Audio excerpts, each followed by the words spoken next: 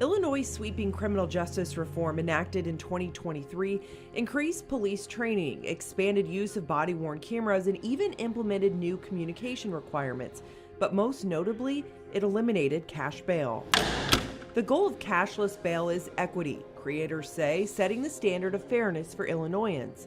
For some violent offenders, that means sitting in a jail cell until trial, even if they have the cash. This piece of reform is unanimously supported by this group of local criminal justice leaders. I like that if you commit a murder, you stay in jail no matter how much money you have in your bank account. That's a good thing. And it could be a contributor to lower violent crimes in the city of Peoria. The SAFE-T Act has been highly effective. In fact, as you've seen, since the SAFE-T Act was passed, crime rates across the state of Illinois have gone down. But that doesn't share the full story.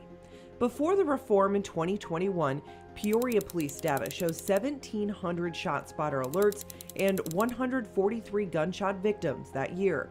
In 2025, alerts were down to 950, the number of victims nearly cut in half at 75.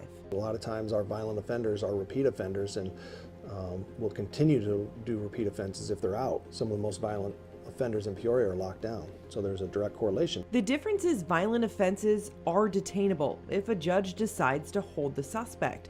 Charges like murder, armed robbery, even selling meth are just some of the things that could keep people locked up before their trial. But retail theft, criminal trespassing, and fleeing are not. Countywide, retail theft increased 200% in just 3 years. I think we're up over 1,600 more bookings than we were back in like 23, so that's a lot of work. That's a lot of cops off the street transporting those people to jail. In 2022, pre-SAFE-T Act, the Peoria County Jail saw 6,092 bookings.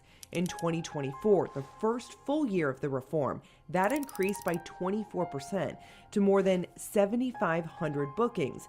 In that same time frame, failures to appear alone increased 13%. These leaders agree the intentions of the SAFE-T Act are mostly good, but many anticipated flaws have come to fruition, with no additional state money to deal with it.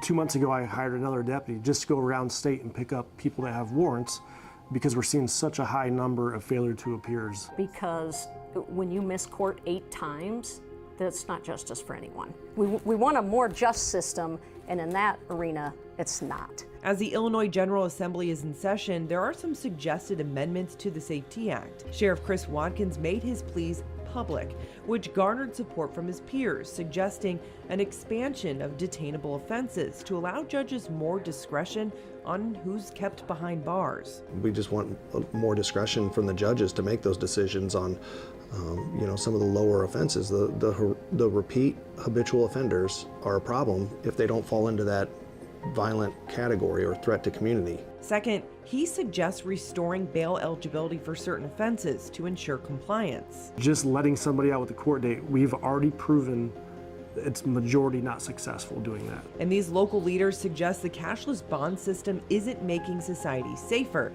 and at times hinders people from resources inside lockup.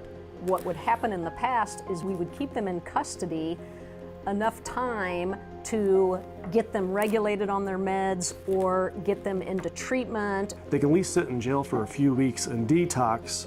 We can give them some resources. And finally, Sheriff Watkins supports reinstating daily credit toward bail to incentivize good behavior. While the governor has signaled his open mind to changes, there has been zero indication that actual proposals are in discussion. However, there have been calls by his gubernatorial opponents to repeal the act altogether. I think that the SAFE-T Act does a good job of violent offenses in the body cam warrants. So I would not be in favor of totally recalling the SAFE-T Act. I mean, I don't care if they want to recall it and call it some different name, as long as those provisions stay in there. I like to see the hybrid where the judge can detain somebody if he wants to, he or she wants to, and then the low levels, I don't know what else you can do to get teeth in the game besides cash bail. The deadline for state lawmakers to introduce a bill or amendments is next Friday, February 6th.